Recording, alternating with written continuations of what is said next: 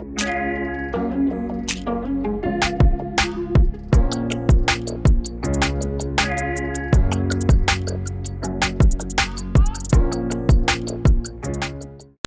mengapa Eren menerima tungku tiga kaki milik Hasbi adalah karena dia merasa bahwa tungku ini sangat mirip dengan tungku Kaisar Yu yang legendaris. Kaisar Yu membuat 9 tungku di kota Sembilani, oleh karena itu, tungku Kaisar Yu juga disebut tungku 9.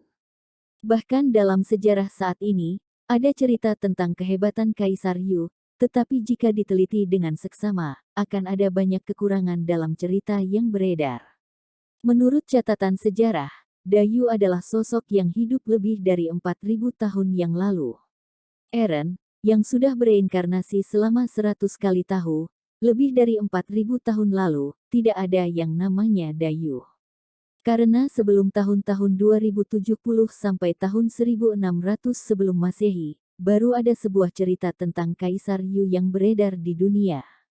Oleh karena itu, Eren berspekulasi bahwa Kaisar Yu ada lebih awal dari generasi Kaisar Xuanyuan. Dalam kehidupan tertentu, basis ilmunya mencapai tahap kamisama, dia sudah memperoleh informasi yang relevan tentang tungku Kaisar Yu. Katanya setiap tungku Kaisar Yu adalah senjata ajaib tingkat tinggi, jika 9 tungku disatukan, bisa menjadi senjata dewa yang kuat. Bahkan ada lebih banyak desas-desus bahwa ada rahasia latihan tingkat demon di tungku 9. Begitu kamu mendapatkan rahasia ini, kamu bisa menjadi dewa. Saat itu, Eren juga mencari keberadaan tungku 9, tetapi sayangnya, dia dikutuk dan memiliki umur yang terbatas, jadi pada akhirnya dia tentu saja tidak menemukan apapun. Tapi dia tidak menyangka bahwa di kereta kali ini, dia merasa simpati dan menyelamatkan Hasbi, malah mendapatkan tungku 3 kaki yang diduga adalah tungku Kaisar Yu. Lebih dari 2 jam kemudian, kereta tiba di kota Sanlin, waktunya juga menunjukkan pukul 11 tengah malam. Selama periode penelitian ini, Eren tidak menemukan apapun dari tungku 3 kaki. Ngomong-ngomong, bro, aku lupa tanya kenapa kamu datang ke kota Sanlin. Saat turun dari kereta, Hasbi bertanya. Aku di sini untuk cari sesuatu. Eren tersenyum. Ingram melanjutkan, kalau begitu, apakah kamu punya tempat tinggal? Sudah sangat larut, sulit untuk menemukan hotel. Kebetulan cucu perempuanku datang untuk menjemput aku. Gimana kalau nginep tempatku semalam?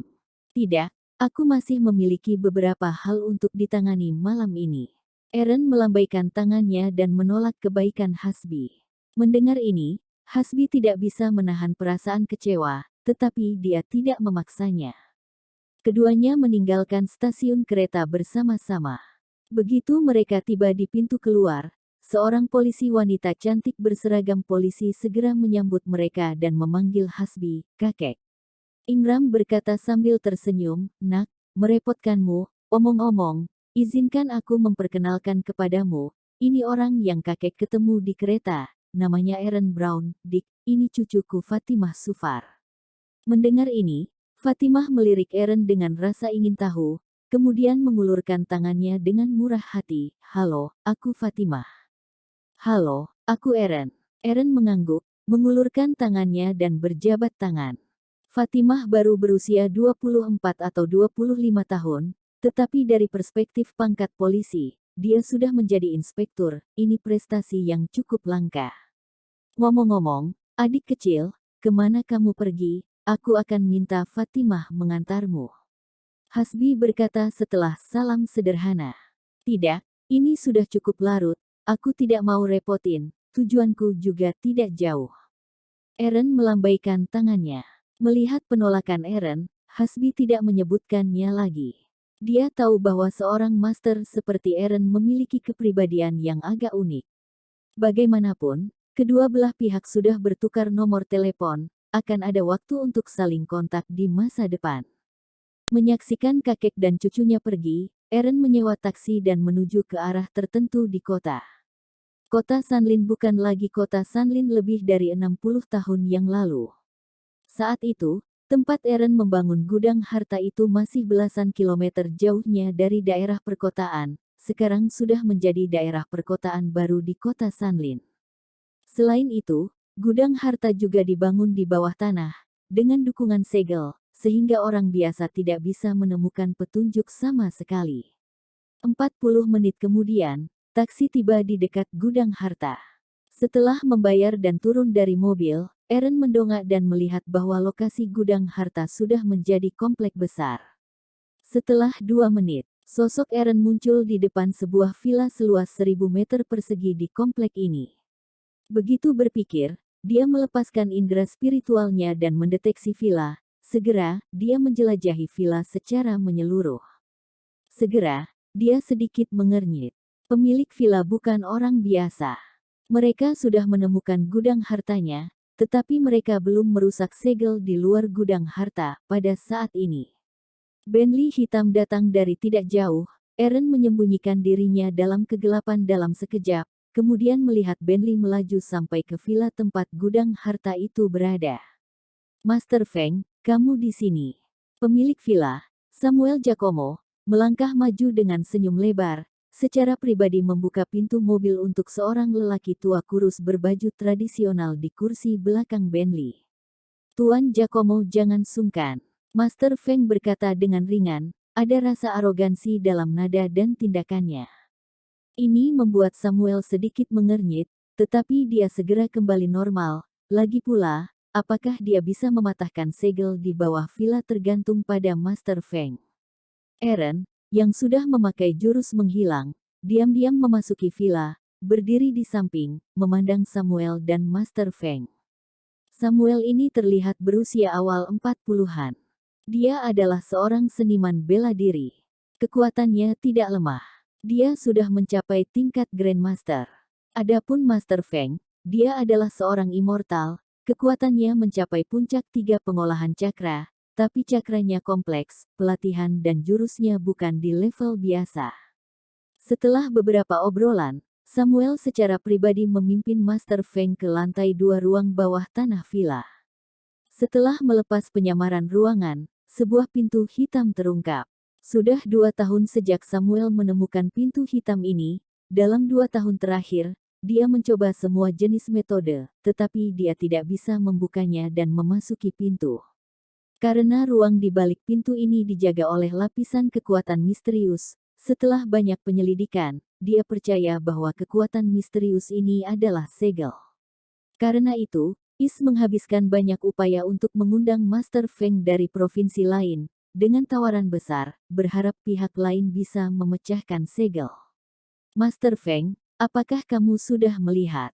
Master Feng melambaikan tangannya untuk memberi isyarat kepada Samuel agar diam. Kemudian dia mengeluarkan bola seukuran kepalan tangan warna putih susu dan berjalan ke gerbang hitam. Tiba-tiba, cahaya merah yang sangat kuat meledak dari bola. Segera, Master Feng terkejut dan menarik kembali bola pengukur segel. Tuan Giacomo, segel ini di luar dugaanku, terlalu kuat. Hati Samuel menegang, bisakah itu dipatahkan? Setelah terdiam beberapa saat, Master Feng berkata, itu bisa dipatahkan, tetapi butuh banyak energi, tawaran sebelumnya agak tidak pas. Samuel sedikit marah di dalam hatinya, mengetahui bahwa pihak lain sedang mencoba menaikkan harga, tetapi dia tidak menunjukkan emosinya, berkata, Master Feng, deal sebelumnya adalah 20 miliar, selama kamu patahkan segel dalam 3 hari, Giacomo akan menambahkan 20 miliar. Tapi ini tidak membuat Master Feng terkesan. Sialan. Samuel memaki dalam hati, tambahkan 10 miliar, bagaimana pendapat Master Feng? Master Feng tersenyum main-main, tetapi masih tidak berbicara. Untuk sementara, Samuel tidak bisa menahan perasaan kesal. Master Feng, syarat apa yang kamu mau, silahkan terus terang. Aku bisa membuka segel untuk kamu secara gratis, tetapi aku mau 60% dari isinya. Kata Master Feng dengan tenang. Volume 1, Kebangkitan Dunia. Mendengar permintaan besar Master Feng, Samuel tiba-tiba memancarkan 2 sinar cahaya tajam di matanya, berkata dengan wajah muram, Master Feng, nafsu makanmu terlalu banyak. Master Feng tersenyum bangga, Tuan Giacomo, harus diketahui kecuali saya, segel di sini tidak bisa dihancurkan bahkan oleh Grandmaster bela diri yang hebat. Jika kamu tidak bisa menghancurkan segel, kamu tidak dapat apa-apa.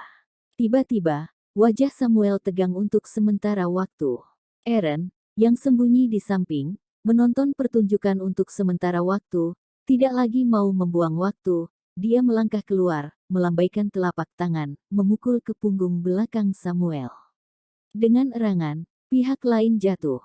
Melihat Samuel jatuh, Master Feng sangat terkejut. Dia segera mengeluarkan perisai cangkang kura-kura abu-abu, cahaya biru muncul menutupi seluruh tubuhnya.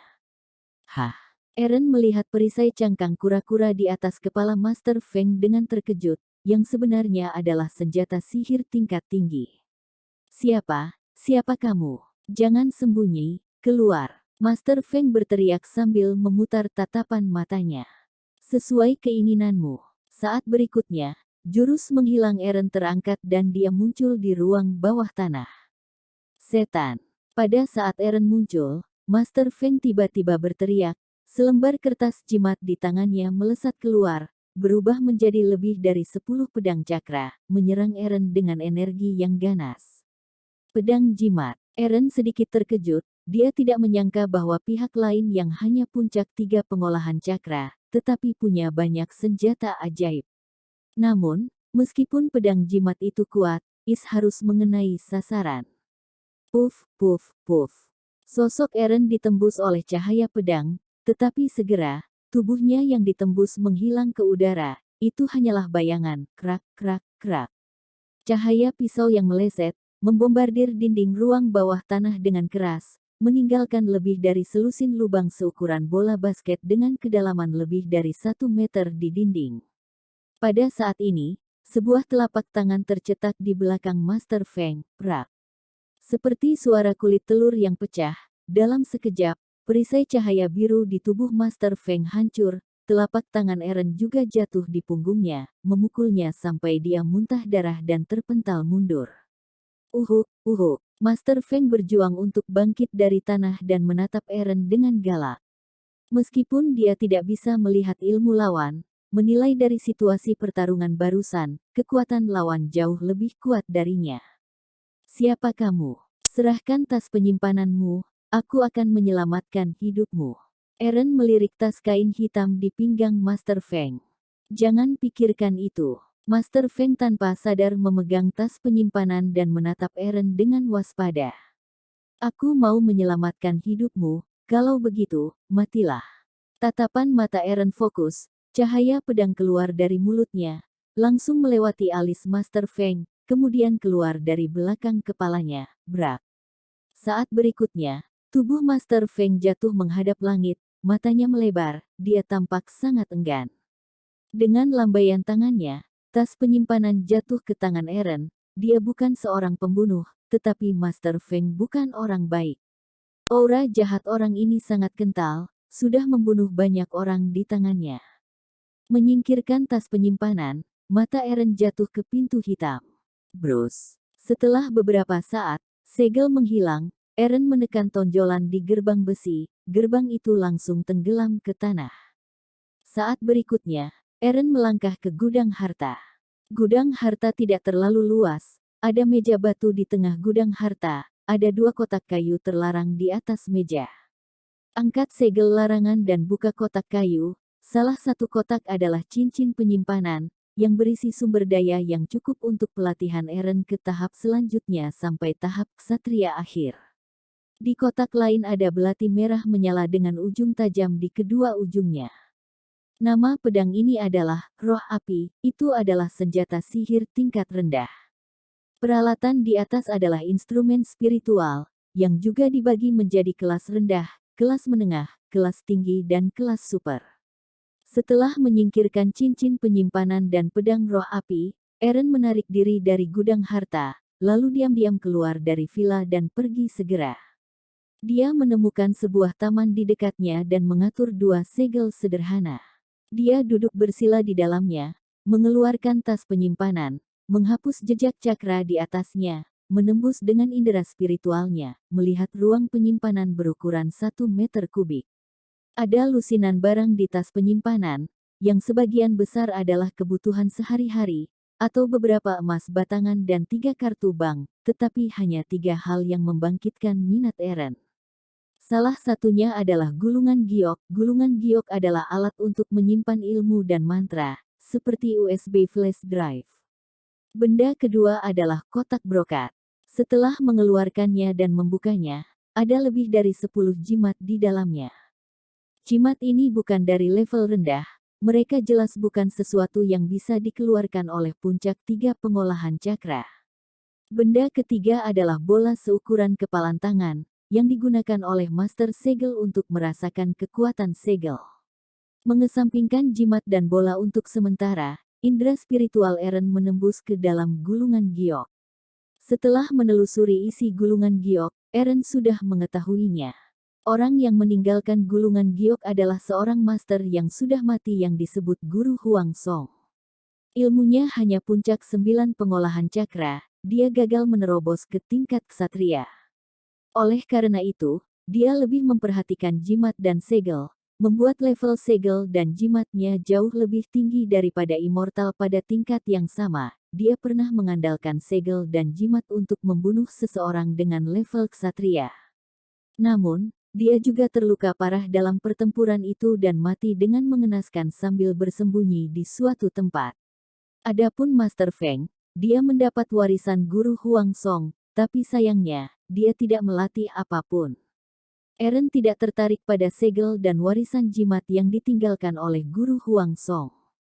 Jika ada kesempatan di masa depan, dia tidak keberatan membantunya menemukan seseorang untuk mewarisinya.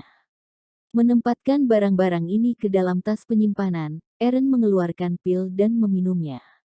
Malam berlalu dengan tenang. Eren, yang sedang duduk bersila di taman, memiliki lapisan kabut di tubuhnya. Tiba-tiba, dia membuka matanya, 2 sinar cahaya melesat keluar, puluhan meter sebelum menghilang. Pil evolusi langsung membuatnya melangkah ke cakra level 7 hanya dalam beberapa jam. Namun, sangat disayangkan bahwa pil evolusi hanya bisa digunakan sekali di alam dunia, tidak bisa digunakan lebih lanjut. Tepat ketika Eren bangkit dan pergi, seorang lelaki tua berkulit putih gemuk yang mengenakan pakaian bela diri longgar berjalan ke taman penuh energi. Ketika dia melihat Eren, wajahnya tidak bisa tidak menunjukkan keterkejutan. Dia berjalan segera, "Dik, tidak menyangka kita akan bertemu lagi secepat ini." Ya, pria tua ini adalah Hasbi Sufar yang berpisah tadi malam. "Halo Pak Sufar," Eren menjawab sambil tersenyum. Dia memperoleh tungku 3 kaki dari pihak lain, yang diduga tungku Kaisar Yu, yang merupakan balas budi pada pihak lain. Jadi dia tergerak dalam hatinya dan berkata, "Pak Sufar, aku latihan fisik di sini. Apakah kamu tertarik untuk belajar?" Mendengar ini, Hasbi tidak bisa menahan kegembiraan. "Dik, apakah kamu bersedia mengajari aku?" Pertemuan ini adalah takdir. Eren mengangguk. Selanjutnya, keduanya mulai berlatih di taman. Latihan yang diakarkan oleh Eren hanya memiliki 9 gerakan. Saat Hasbi baru mengetahui 3 gerakan, teleponnya berdering. Setelah menjawab telepon, wajah Hasbi menjadi sangat cemas. Tiba-tiba, dia memandang Eren. "Dik, cucuku terluka parah oleh seseorang. Dia tidak sadarkan diri, bisakah kamu menyelamatkannya?"